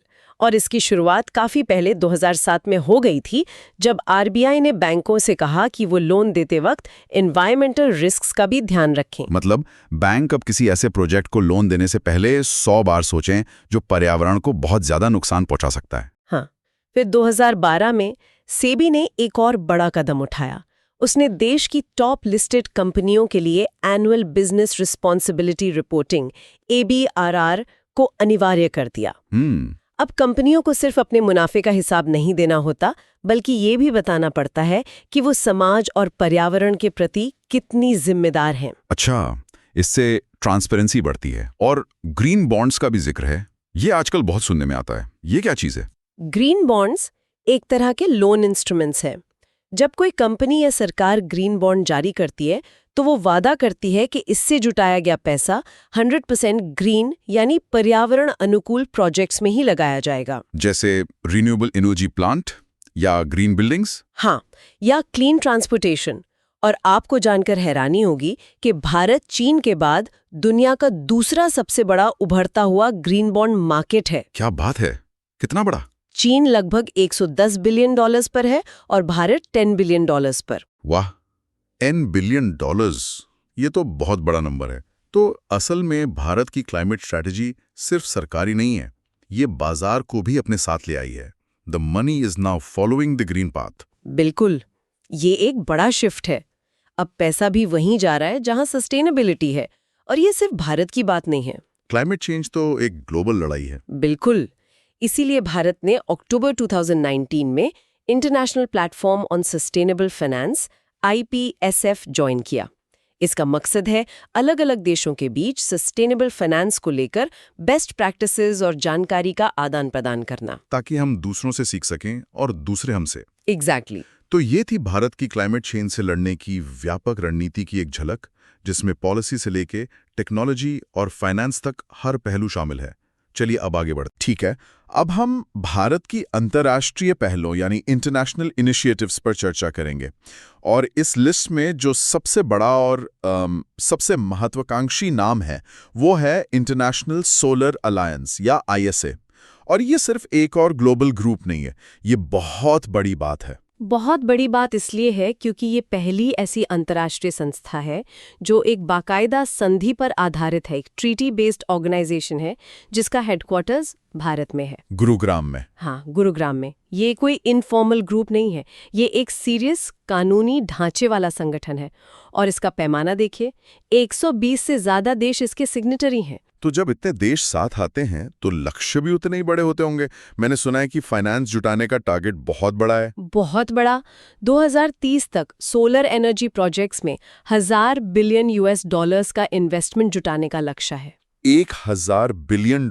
हाँ, इसे रुपयों में बदलने की कोशिश भी मत कीजिए, बहुत बड़ा आंकड़ा है। और ये पैसा सिर्फ बड़े बड़े सोलर पार्क्स बनाने के लिए नहीं है कि रेगिस्तान में शीशे लगा दिए और बस हो गया काम। तो फिर इसका मुख्य उद्देश्य क्या है? इसका एक बहुत बड़ा मकसद है सदस्य देशों को उनके NDCs पूरे करने में मदद करना। NDCs मतलब? Nationally determined contributions. एग्जैक्टली। ये वो वादे हैं जो पेरिस अग्रीमेंट के तहत हर देश ने किए हैं कि वो क्लाइमेट चेंज से लड़ने के लिए क्या-क्या कदम उठाएंगे। तो एक तरह से ISA खासकर छोटे और विकासशील देशों के लिए उनका ये क्लाइमेट होमवर्क पूरा करने में एक गाइड और फाइनेंसर दोनों का काम कर रहा है। ओके, तो ये एक ग्लोबल फ्रेमवर्क है जो देशों को उनके क्लाइमेट गोल्स अचीव करने में हेल्प कर रहा है। इसी के अंदर मैंने one sun one world one grid initiative के बारे में भी पढ़ा है। हाँ? ये सुनने में किसी साइंस फिक्शन मूवी का टाइटल जैसा लगता है, और इसका कॉन्सेप्ट भी उतना ही रेवोल्यूशनरी है। आइडिया ये है कि एक ग्लोबल इनकनेक्टेड ग्रीन ग्रिड बनाया जाए। सोचिए, हमारी पृथ्वी पर कहीं ना कहीं किसी न किसी देश में सूरज तो हमेशा चमक रहा होता है। राइट। जब भारत में रात होती है तो कहीं और दिन होता है। बिल्कुल। तो क्यों ना एक ऐसा ग्रिड बनाया जाए जो इन सभी देशों की सोलर पावर को एक साथ जोड़ दे। ये सुनने में तो बहुत कमाल का आइडिया है, लेकिन क्या ये हकीकत में संभव है? मतलब इतने सारे देशों के बीच पॉलिटिकल कंसेंसस बनाना और इतना बड़ा इंफ्रास्ट्रक्चर खड़ा करना, ये तो लगभग नामुमकिन सा लगता है। चुनौतियां बहुत बड़ी हैं, इसमें कोई शक नहीं है। ये कोई 1-2 साल का प्रोजेक्ट नहीं है, ये दशकों का विजन है। पर इसका मकसद है 24/7 हर समय हर किसी के लिए क्लीन एनर्जी सुनिश्चित करना। ये वो सपना है जहां हमारी बिजली के लिए सूरज कभी अस्त नहीं होता। ग्रिड्स की बात नहीं है, जमीनी स्तर पर भी इसका असर दिख रहा है। मैंने पढ़ा है कि ISA का एक सोलर रूफटॉप प्रोग्राम भी है, जिसकी सदस्य देशों से 9.5 गीगावाट से ज्यादा की डिमांड है। एग्जैक्टली और ये अब हेल्थ सेक्टर जैसे क्षेत्रों में भी काम कर रहा है। कल्पना कीजिए भारत का कोई दूर दराज का गांव जहां बिजली आती जाती रहती है। वहां के प्राइमरी हेल्थ सेंटर में वैक्सीन्स को एक खास तापमान पर रखना होता है। हाँ, कोल्ड स्टोरेज में। तो अगर बिजली चली गई तो वो टीके खराब हो सकते हैं। ISA ऐसे ही इलाकों में solar powered cold storage chains बनाने में मदद कर रहा है। ये सीधा सीधा लोगों की जिंदगी पर असर डाल रहा है। तो ये टेक्नोलॉजी को आम आदमी की जरूरतों से जोड़ रहा है। लेकिन ये सब करने के लिए तो सरकार अकेले काफी नहीं होगी, प्राइवेट सेक्टर का साथ भी जरूरी होगा। इसीलिए 2020 में coalition for sustainable climate action भी लॉन्च किया गया। इसका मकसद ही यही है कि प्राइवेट कंपनीज को इस मुहिम में एक इंस्टीट्यूशनल पार्टनर बनाया जाए, क्योंकि असली टेक्नोलॉजी, कैपिटल और एग्जीक्यूशन की पावर तो अक्सर प्राइवेट सेक्टर के पास ही होती है। सोलर एनर्जी के अलावा भारत दूसरे क्षेत्रों में भी लीडरशिप ले रहा है, जैसे कि CDRI यानी coalition for disaster resilient infrastructure. और ये भारत के लिए बेहद जरूरी है। हम सब हर साल देखते हैं, कहीं उत्तराखंड में बाढ़, कहीं ओडिशा में साइक्लोन, कहीं गुजरात में भूकंप। ये हमारी सच्चाई है। अब हम जो भी नया इंफ्रास्ट्रक्चर बना रहे हैं, चाहे वो सड़कें हों, पुल हों, अस्पताल हों, पावर प्लांट्स हो, पावर प्लांट्स हो, उन्हें ऐसा बनाना होगा कि वो इन आपदाओं को झेल सके। CDRI इसी ज्ञान और टेक्नोलॉजी को साझा करने का एक ग्लोबल प्लेटफॉर्म है। इसमें 40 देश, UN एजेंसीज और प्राइवेट सेक्टर मिलकर काम कर रहे हैं। मतलब ये कि घर बनाने से पहले ये सोचो कि वो भूकंप में गिरेगा तो नहीं, सिर्फ ये नहीं कि वो दिखने में सुंदर हो। बिल्कुल, proactive planning, not reactive repair. और ये डिजास्टर प्रूफ इंफ्रास्ट्रक्चर बनेगा किससे? स्टील, सीमेंट से। और ये तो सबसे ज्यादा पोल्यूशन फैलाने वाली इंडस्ट्रीज में से है। इनका क्या? आपने बिल्कुल सही नब्ज पकड़ी है। स्टील, सीमेंट, ट्रांसपोर्ट जैसी इंडस्ट्रीज हमारी इकोनॉमी की लीड है, लेकिन इन्हें क्लीन बनाना बहुत मुश्किल है। इन्हें हार्ड टू अबेट सेक्टर्स कहते हैं। और इसी के लिए भारत और स्वीडन ने मिलकर लीडाइट ग्रुप बनाया है।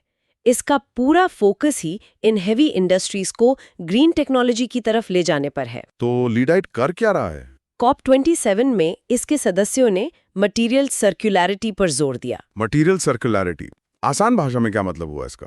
आसान भाषा में कहें तो वेस्ट को कम करना और चीजों को रिसाइकिल करके दोबारा इस्तेमाल करना, एक तरह से कचरे को संसाधन बनाना। और अब लीड इट 2.0 जो COP28 में लॉन्च हुआ, वो इसी काम को और आगे बढ़ा रहा है। मतलब देशों और कंपनियों के बीच टेक्नोलॉजी ट्रांसफर और फाइनेंस को आसान बनाकर। ये सब तो बड़ी बड़ी बातें हो गई, इंटरनेशनल कोलिशंस, हैवी इंडस्ट्री, लेकिन इसमें आम आदमी कहाँ है? हमारी आपकी रोजमर्रा की जिंदगी में इसका क्या मतलब है? हम और आप क्या कर सकते हैं? और यहीं पर प्रधानमंत्री का दिया हुआ लाइफ कॉन्सेप्ट आता है, लाइफस्टाइल फॉर एनवायरनमेंट। ये एक वन वर्ड मूवमेंट है, ये एक कॉल टू एक्शन है, एक जन आंदोलन बनाने के लिए, जहां हम सब अपनी रोज की जिंदगी में पर्यावरण के प्रति सजग चॉइसेस लें। लेकिन ऐसी बातें तो हम सालों से सुनते आ रहे हैं, बिजली बचाओ, पानी बचाओ। इसमें नया क्या है? ये उससे कहीं आगे की बात है। ये सिर्फ AC का तापमान 24 डिग्री पर रखने तक सीमित नहीं है। ये एक कलेक्टिव कॉन्शियसनेस शिफ्ट की बात करता है। उदाहरण के लिए फास्ट फैशन। अच्छा, आज का युवा हर वीकेंड पर नई टी-शर्ट खरीदना चाहता है क्योंकि वो सस्ती है। लेकिन क्या हम सोचते हैं कि एक टी-शर्ट बनाने में हजारों लीटर पानी लगता है और टेक्सटाइल इंडस्ट्री दुनिया के सबसे बड़े पोल्यूटर्स में से एक है? लाइफ कहता है कि खरीदने से पहले सोचो, क्या मुझे इसकी सच में जरूरत है? मतलब ये हमारी कंजम्पशन हैबिट्स पर सवाल उठा रहा है। बिल्कुल। हमारे खाने की आदतों से लेकर सिंगल यूज प्लास्टिक, हमारे घूमने फिरने के तरीकों मतलब टूरिज्म और पानी के इस्तेमाल तक हर चीज में बदलाव की बात करता है। ये कहता है कि क्लाइमेट चेंज की लड़ाई सिर्फ सरकारें नहीं लड़ सकती, यह हर व्यक्ति की लड़ाई है। तो इंडिविजुअल लेवल पर तो लाइफ मिशन है, लेकिन नेशनल लेवल पर भारत अपने घर में क्या कर रहा है? शुरुआत जंगलों से करते हैं। हमारे सोर्सेज के मुताबिक देश का करीब 25.17% हिस्सा फॉरेस्ट एंड ट्री कवर के अंदर है। हाँ, और इसमें सबसे अच्छी बात यह है कि ये बढ़ रहा है। 2021 के असेसमेंट में पिछले असेसमेंट के मुकाबले 1445 स्क्वायर किलोमीटर की बढ़ोतरी हुई है। ये कोई छोटी बात नहीं है। नहीं, बिल्कुल नहीं। आज जब ब्राजील और इंडोनेशिया जैसे देश डिफॉरेस्टेशन से जूझ रहे हैं, भारत दुनिया के उन चुनिंदा देशों में से है जहां जंगल बढ़ रहे हैं। और ये जंगल हमारे लिए इतने जरूरी क्यों हैं? क्योंकि ये एक कार्बन सिंक का काम करते हैं, मतलब यह हवा से कार्बन डाइऑक्साइड को सोख लेते हैं, ठीक वैसे ही जैसे एक स्पंज पानी को सोख लेता है। इससे ग्लोबल वार्मिंग कम करने में सीधी मदद मिलती है। हमारा अनुमानित फॉरेस्ट कार्बन स्टॉक अब 7,285.5 मिलियन टन है। आंकड़ों में एक और दिलचस्प बात है। एरिया के हिसाब से देखें तो मध्य प्रदेश, अरुणाचल प्रदेश और महाराष्ट्र टॉप पर हैं, जो कि बड़े राज्य हैं, अंडरस्टैंडेबल है। लेकिन अगर हम ज्योग्राफिकल एरिया के परसेंटेज के हिसाब से देखें तो लक्षद्वीप और मिजोरम जैसे छोटे राज्य और यूनियन टेरिटरीज बाजी मार लेते हैं। लक्षद्वीप 91.33%। ये बहुत महत्वपूर्ण ऑब्जर्वेशन है।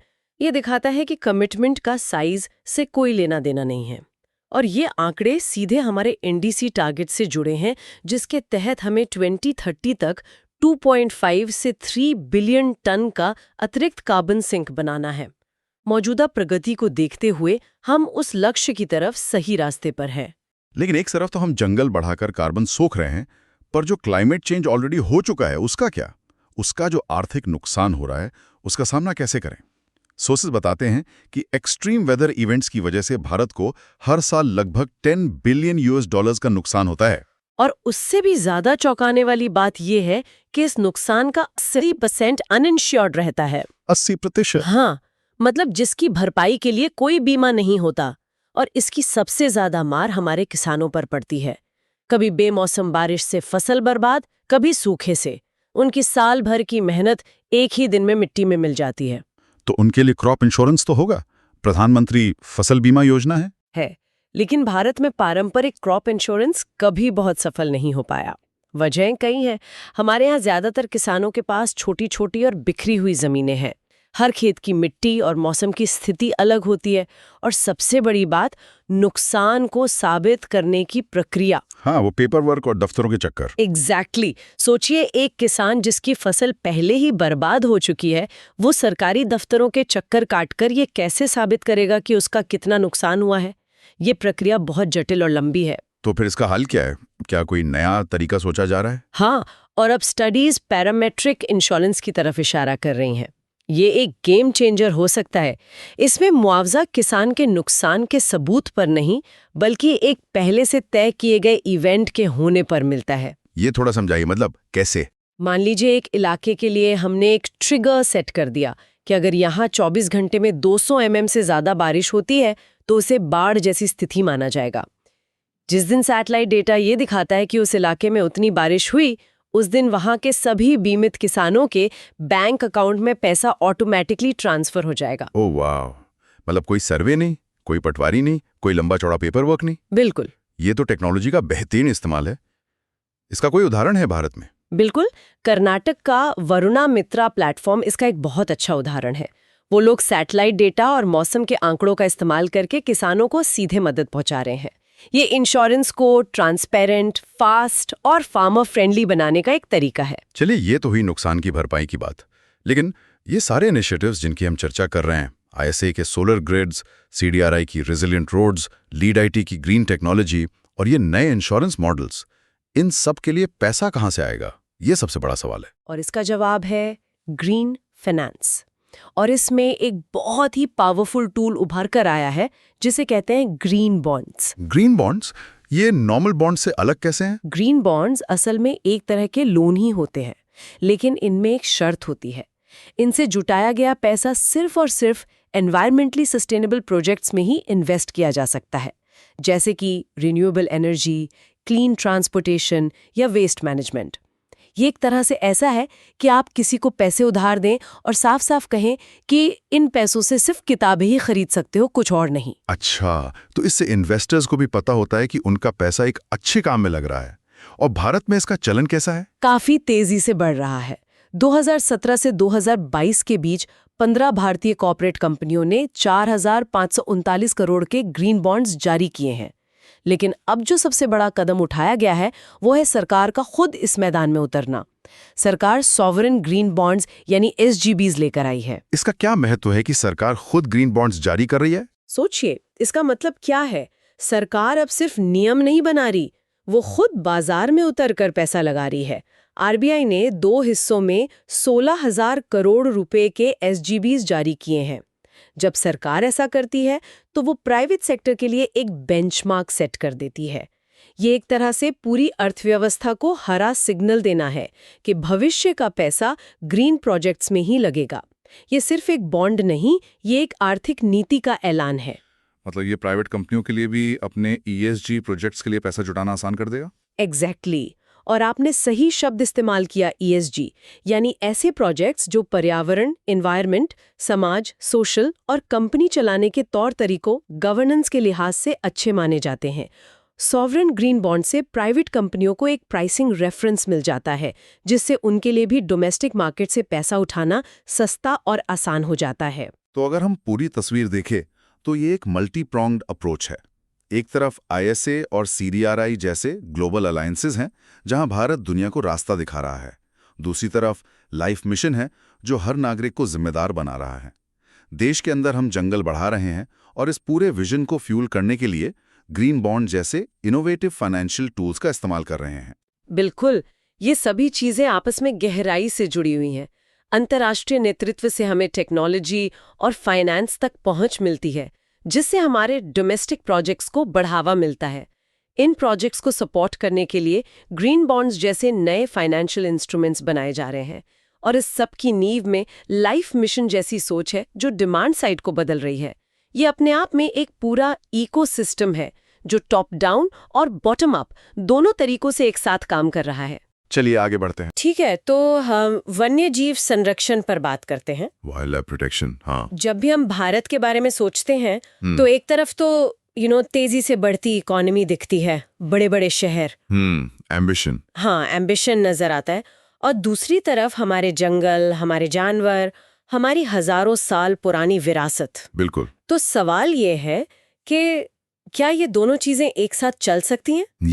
ये एक बहुत बड़ा सवाल है। क्या विकास और पर्यावरण संरक्षण के बीच एक संतुलन बनाना मुमकिन है? आज के सोर्सेज इसी मुश्किल सवाल को देखते हैं। और ये भारत का सबसे बड़ा चैलेंज भी है और शायद सबसे बड़ी अपॉर्चुनिटी भी। अच्छा। हमारी परंपरा में हमेशा से प्रकृति के साथ क्या कहते हैं, सह अस्तित्व, को एग्जिस्टेंस की बात रही है। वसुधैव कुटुंबकम सिर्फ इंसानों के लिए नहीं है, इसमें पेड़ पौधे, जानवर सब आते हैं। सही बात है। और हमारे संरक्षण की कोशिशों में ये सोच दिखती भी है। हम सिर्फ किसी एक जानवर को नहीं बचाते, नहीं, हम पूरे इकोसिस्टम को बचाने की कोशिश करते हैं। और इसी सोच का सबसे बड़ा सबूत शायद हमारे वो कीस्टोन या फ्लैगशिप स्पीशीज हैं, जैसे बाघ। एकदम। बाघों को लेके जो आंकड़े हैं वो तो हैरान कर देते हैं। कहते हैं कि दुनिया की 75% जंगली बाघों की आबादी भारत में है। 75%? हाँ, 1 मिनट, 75%? ये तो अविश्वसनीय है। मतलब भारत ऐसा क्या सही कर रहा है जो बाकी दुनिया नहीं कर पा रही है? देखिए, ये कोई एक रात में हुआ चमत्कार तो है नहीं। नहीं, बिल्कुल नहीं। ये दशकों की मेहनत का नतीजा है, जिसे हम प्रोजेक्ट टाइगर के नाम से जानते हैं। जब 1973 में ये शुरू हुआ था, तब हमारे पास सिर्फ 9 टाइगर रिजर्व्स थे। सिर्फ 9? हाँ, और आज जैसा कि सोर्सेज बताते हैं, हमारे पास 57 है, जो देश के 18 राज्यों में फैले हैं। 18 राज्यों में? हाँ। ये लगभग 78,000 वर्ग किलोमीटर का एरिया है। बाप रे। और सबसे बड़ी बात, हमने 2022 तक बाघों की संख्या दोगुनी करने का जो लक्ष्य रखा था, वो हमने 4 साल पहले ही 2018 में पूरा कर लिया। 4 साल पहले? जी। ये दिखाता है कि जब पॉलिटिकल विल हो, साइंटिफिक मैनेजमेंट हो और लोकल कम्युनिटीज का साथ हो, तो क्या कुछ मुमकिन है। बाघों की कहानी तो वाकई में बहुत प्रेरणा देती है। लेकिन बाघों के अलावा एशियाई शेरों का भी जिक्र है। हाँ, एशियाटिक लायंस। जो सिर्फ गुजरात के गिर में पाए जाते हैं। जी बिल्कुल। पर यहाँ पर ना सोर्स में जो आंकड़े दिए हैं वो मुझे थोड़े उलझा रहे हैं। अच्छा, कैसे? एक तरफ लिखा है कि आबादी में स्टेडी इंक्रीज हुआ है, मतलब लगातार बढ़ोतरी हुई है। हाँ। 2020 में 674 शेर थे, लेकिन फिर 2023 का आंकड़ा 356 दिया गया है। ओह, अच्छा। तो ये तो गिरावट हुई ना, बढ़ोतरी कैसे? हाँ, ये पहली नजर में तो बिल्कुल कॉन्ट्राडिक्टरी लगता है ना? इसे समझने के लिए हमें थोड़ा सा गहराई में जाना होगा। हो सकता है कि 674 का जो आंकड़ा है वो पूरे लैंडस्केप की कुल आबादी का हो। अच्छा। जिसमें गिर के बाहर जो फैले हुए शेर है वो भी शामिल हैं। हाँ। और हो सकता है 356 का आंकड़ा सिर्फ कोर प्रोटेक्टेड एरिया का हो। ओके, ये एक पॉसिबिलिटी है। या ये भी हो सकता है कि इसमें प्राकृतिक मौतें शामिल हों, जिनका आंकड़ा भी सोर्स में दिया है। 2021 में 105, 2022 में 110। हाँ। देखिए, शेरों की आबादी बढ़ने के साथ साथ उनके बीच आपसी संघर्ष और बीमारियां भी बढ़ती हैं। सही बात है। तो बिना पूरे कॉन्टेक्स्ट के सिर्फ इन 2 नंबरों को देखकर नतीजे पर पहुंचना सही नहीं होगा।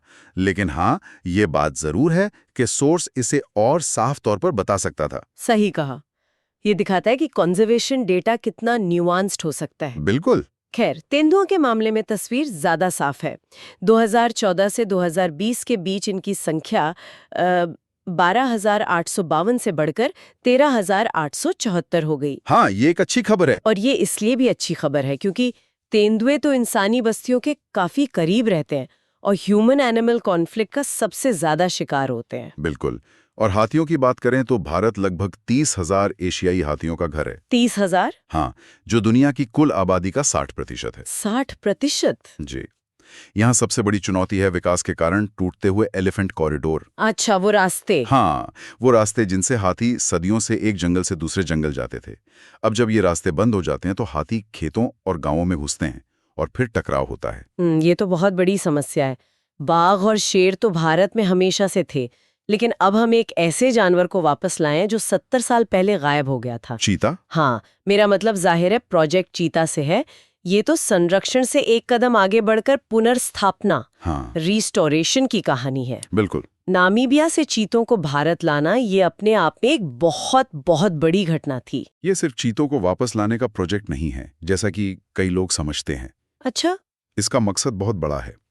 चीता खुले घास के मैदानों और हल्के जंगलों का जानवर है। भारत में इस तरह के इकोसिस्टम पर, ग्रासलैंड्स पर ध्यान कम दिया गया है। प्रोजेक्ट चीता का लक्ष्य इन ग्रासलैंड्स को रिस्टोर करना है। ओके। चीता तो बस उस पूरे हैबिटेट का एक ब्रांड एम्बेसडर है। अच्छा, ये इंटरेस्टिंग है। जब आप चीता को बचाते हैं तो आप उन घास के मैदानों को, उनमें रहने वाले छोटे जानवरों को और उस इकोसिस्टम से मिलने वाली सर्विसेज, जैसे पानी की सुरक्षा। हाँ, पानी की सुरक्षा, कार्बन सोखना, इन सबको बचाते हैं। लेकिन इस प्रोजेक्ट पर कुछ सवाल भी तो उठे थे। कई एक्सपर्ट्स का मानना था कि ये एक वैनिटी प्रोजेक्ट है, एक तरह का दिखावा। आलोचना तो हुई थी। और ये भी कि इतने पैसे को मौजूदा प्रजातियों जैसे ग्रेट इंडियन बस्टर्ड, जो खुद विलुप्त होने की कगार पर है, हाँ, उसके संरक्षण पर खर्च किया जा सकता था। क्या सोर्स इस आलोचना पर कोई रोशनी डालता है? सोर्स सीधे तौर पर आलोचना का जवाब तो नहीं देता, लेकिन वो इसके दूसरे पहलू पर जोर देता है, जो कि लोकल कम्युनिटीज का फायदा। प्रोजेक्ट का एक बड़ा लक्ष्य कूनो नेशनल पार्क के आसपास इको टूरिज्म और इको डेवलपमेंट को बढ़ावा देना है। अच्छा। जब स्थानीय लोगों को लगता है कि वन्य जीवों की वजह से उनकी आमदनी हो रही है, तो वे खुद उनके सबसे बड़े रक्षक बन जाते हैं। ये तो है। और इसीलिए सरकार ने 2 साल के लिए एक टास्क फोर्स भी बनाई है जो इसी संतुलन को देखेगी कि चीते भी सुरक्षित रहें और स्थानीय लोगों को भी फायदा हो। ये सब जमीनी स्तर के प्रयास तो बेहतरीन है, लेकिन इन्हें कानूनी तौर पर कौन सी ढाल प्रोटेक्ट करती है? बिल्कुल सही बात सवाल। क्योंकि बिना मजबूत कानून के ये सारे प्रोजेक्ट्स तो कभी भी बंद हो सकते हैं। इन सब कोशिशों की रीढ़ की हड्डी है हमारा wild life protection act 1972। Okay. और 2022 में इसमें जो संशोधन हुआ है वो सिर्फ कुछ नियम कानून बदलना नहीं है, वो हमारी सोच में एक बड़े बदलाव का संकेत है। एक पैराडाइम शिफ्ट। हाँ, एक पैराडाइम शिफ्ट है। कैसे? मुझे लगा था कि शायद सिर्फ कुछ सजाएं और सख्त कर दी होंगी। सजा से ज्यादा कानून को स्मार्ट बनाने पे जोर है। स्मार्ट? हाँ। मिसाल के तौर पर पहले जानवरों की सुरक्षा के लिए 6 अलग-अलग शेड्यूल या सूचियां होती थीं। हाँ, मैंने पढ़ा है। ये बहुत कंफ्यूजिंग था। अब उन्हें घटाकर 2 कर दिया गया है। अच्छा, इससे क्लैरिटी बढ़ेगी। बिल्कुल। और एक बहुत बड़ा कदम है वर्मिन प्रजातियों की लिस्ट को हटाना। वर्मिन मतलब हानिकारक जानवर। हाँ, पहले सरकार किसी भी जानवर जैसे नीलगाय या जंगली सूअर को हानिकारक घोषित कर सकती थी और उन्हें मारने की इजाजत दे सकती थी। ये तो अक्सर किसानों की एक बड़ी मांग रहती है। लेकिन किसी भी प्रजाति पर हमेशा के लिए खतरनाक का ठप्पा लगा देना इकोलॉजिकली सही नहीं है। सही बात है।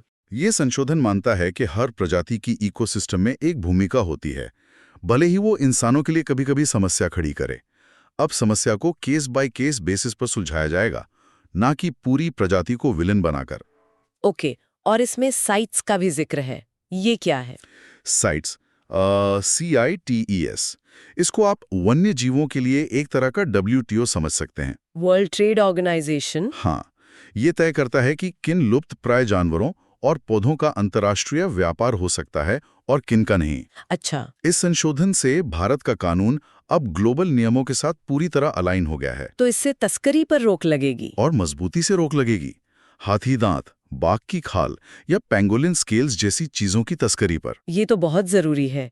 हमने बाघों और हाथियों को शिकारियों से तो बचा लिया, लेकिन अब उनके घरों को यानी जंगलों और नदियों को एक नए खामोश दुश्मन से खतरा है। हमारा कचरा? हाँ, हमारा कचरा। सिंगल यूज प्लास्टिक की ही बात कर ले, ये हर जगह है। बिल्कुल, और यहीं पर हमारी चर्चा जंगल से निकलकर हमारे घरों और शहरों तक पहुंचती है। भारत में प्रति व्यक्ति प्लास्टिक की खपत, जो कि 11 किलो है, वो भले ही वैश्विक औसत यानी 28 किलो से कम हो, लेकिन हमारी 140 करोड़ की आबादी? हाँ, उस आबादी के कारण ये एक पहाड़ बन जाता है। इसी से निपटने के लिए सरकार ने जुलाई 2022 से कई सिंगल यूज प्लास्टिक आइटम्स पर बैन लगाया। लेकिन सिर्फ बैन से क्या होता है? जो प्लास्टिक पहले से बाजार में है उसका क्या? यहीं पर एक्सटेंडेड प्रोड्यूसर रिस्पॉन्सिबिलिटी या EPR का कॉन्सेप्ट आता है। EPR, हाँ, ये आजकल बहुत सुनने में आ रहा है। ये है क्या असल में? EPR का फंडा बहुत सीधा है। जिसने कचरा फैलाया वही साफ करेगा। अच्छा, ये पोल्यूटर पेज सिद्धांत का अगला कदम है। अगर एक कंपनी चिप्स या बिस्कुट बनाकर बेच रही है तो उसकी जिम्मेदारी सिर्फ प्रोडक्ट बेचने पर खत्म नहीं होती। तो फिर वो जो प्लास्टिक का पैकेट बना रही है उसे वापस इकट्ठा करके रिसाइकल करवाने की जिम्मेदारी भी उसी की है। एक तरह से अब वो चिप्स कंपनी पैकेजिंग की हद तक एक वेस्ट मैनेजमेंट कंपनी भी है। मतलब बनाओ, बेचो और भूल जाओ का दौर खत्म। ये तो एक बहुत बड़ा स्ट्रक्चरल चेंज है। बहुत बड़ा। क्या यही लॉजिक बैटरी और ई-कचरे पे भी लागू होता है? मेरे अपने घर में एक दराज है जो इलेक्ट्रॉनिक कब्रिस्तान बन चुकी है। अरे वो तो हम सबके घर में है। पुराने फोन, चार्जर, टूटी फूटी केबल, समझ ही नहीं आता कि इनका सुरक्षित तरीके से करें क्या। और उसी समस्या के लिए बैटरी वेस्ट मैनेजमेंट रूल्स 2022 और ई वेस्ट मैनेजमेंट रूल्स 2023 बनाए गए हैं। ओके, दोनों EPR पे आधारित हैं। अब बैटरी बनाने वाली कंपनी की जिम्मेदारी है कि वो पुरानी बैटरी वापस ले और उसे रिसाइकिल करवाए। और ई-वेस्ट के नए नियमों में तो 106 तरह के उपकरण शामिल हैं। अगर कंपनी अपना टारगेट पूरा नहीं करती तो उन्हें पर्यावरण मुआवजा देना होगा। लेकिन इस काम में तो बहुत से लोग इनफॉर्मल सेक्टर में लगे हैं जो बहुत खतरनाक तरीकों से ई-कचरे से धातु निकालते हैं। उनकी सेहत का क्या? ये एक बहुत ही जरूरी सवाल है और खुशी की बात यह है कि नए नियम इस पर भी ध्यान देते हैं। अच्छा, इनमें इस काम में लगे कर्मचारियों की सुरक्षा, उनके स्किल डेवलपमेंट और उन्हें फॉर्मल इकोनॉमी में लाने पर भी जोर दिया गया है। तो ये सिर्फ पर्यावरण की नहीं बल्कि सामाजिक सुरक्षा की भी बात है। एकदम। तो ये सारी कड़ियां, project tiger, wildlife act में बदलाव, EPR के नियम, ये सब एक बड़ी तस्वीर का हिस्सा है। हाँ, जिसे हम सतत विकास या सस्टेनेबल डेवलपमेंट कहते हैं। बिल्कुल। और भारत इस रास्ते पर काफी मजबूती से आगे बढ़ रहा है। हमारे सोर्सेज बताते हैं कि नवंबर 2024 तक हमारी कुल बिजली उत्पादन क्षमता का लगभग 47%, 47%? हाँ, 46.8% गैर जीवाश्म ईंधन यानी नॉन फॉसिल फ्यूल स्रोतों से आ रहा था। हमारा लक्ष्य 2030 तक इसे 50% तक ले जाने का है। एक विकासशील देश के लिए ये बहुत बड़ा कमिटमेंट है। बहुत बड़ा। साथ ही भारत उन चुनिंदा देशों में है जहां जंगल का दायरा घट नहीं बल्कि बढ़ रहा है। लेकिन चुनौतियां भी तो कम नहीं है। पराली जलाना, हाँ, कंस्ट्रक्शन का मलबा, हमारे शहर तो जैसे धूल और कचरे में दब रहे हैं। बिल्कुल। और इन सब के बीच सबसे बड़ी चुनौती है पैसों की। क्लाइमेट चेंज से लड़ना सस्ता नहीं है। यहाँ पर विकसित देशों को अपनी जिम्मेदारी निभानी होगी जो उन्होंने पेरिस समझौते में वादा किया था। वो $100 बिलियन वाला वादा? हाँ, विकासशील देशों को हर साल $100 बिलियन की मदद देने का। वो पैसा अभी तक पूरी तरह आया नहीं है। भारत को 2070 तक नेट जीरो बनने के लिए अरबों खरबों डॉलर के निवेश की जरूरत होगी। और इसके लिए टेक्नोलॉजी ट्रांसफर और सस्ता फाइनेंस बहुत जरूरी है। आखिर में सोर्स एक बहुत ही गहरी, लगभग दार्शनिक बात करता है। हाँ। डेवलपमेंट विद विजडम, यानी विवेक के साथ विकास। ये सिर्फ इकोनॉमिक्स नहीं, फिलॉसफी की बात लगती है। सोच नई नहीं है। 1970 के दशक से ही ये बात हो रही है कि सिर्फ जीडीपी के पीछे भागना मूर्खता है। जैसा कि गांधी जी ने कहा था, पृथ्वी हर आदमी की जरूरत पूरी करने के लिए पर्याप्त संसाधन प्रदान करती है, लेकिन हर आदमी के लालच के लिए नहीं। ये बात आज पहले से कहीं ज्यादा सच है। बिल्कुल। तो हमें अपनी जरूरतों और आकांक्षाओं के बीच फर्क करना सीखना होगा, है ना? एकदम। एक बुनियादी स्मार्टफोन शायद आज के दौर में जरूरत है, लेकिन हर साल नया मॉडल लेना एक आकांक्षा है, शायद लालच भी। सही बात। घर में एक कार जरूरत हो सकती है, लेकिन हर सदस्य के लिए एक बड़ी एसयूवी होना शायद लालच है। ये बहुत बारीक रेखा है और हम सब रोज इस पर चलते हैं। सही कहा। और ये सवाल सिर्फ व्यक्तिगत स्तर पर नहीं है, बल्कि एक देश के तौर पर भी हमें पूछना होगा। हमें सिर्फ विकास के साधनों को चुनने में ही नहीं, बल्कि विकास के लक्ष्यों को तय करने में भी समझदार बनना होगा। असली सवाल ये है कि हम विकास से हासिल क्या करना चाहते हैं? सिर्फ ज्यादा चीजें, ज्यादा खपत, या एक बेहतर, स्वस्थ और ज्यादा संतुलित जीवन? क्या ज्यादा जीडीपी का मतलब ज्यादा खुशी है? यही सवाल है। यही डेवलपमेंट विद विजडम का असली मतलब है। और शायद यही वो सवाल है जिसके साथ हमें आज की इस चर्चा को समाप्त करना चाहिए, ताकि श्रोता इस पर खुद विचार कर सकें। ठीक है, तो हम आशा करते हैं कि आपको रमेश सिंह की इंडियन इकोनॉमी के chapter 20 sustainability and climate change India and the world पर हमारी आज की चर्चा पसंद आई होगी। यूपीएससी विषयों पर ऐसी और चर्चाओं के लिए द यूपीएससी पॉडकास्ट चैनल को सब्सक्राइब करें। धन्यवाद। जय हिंद।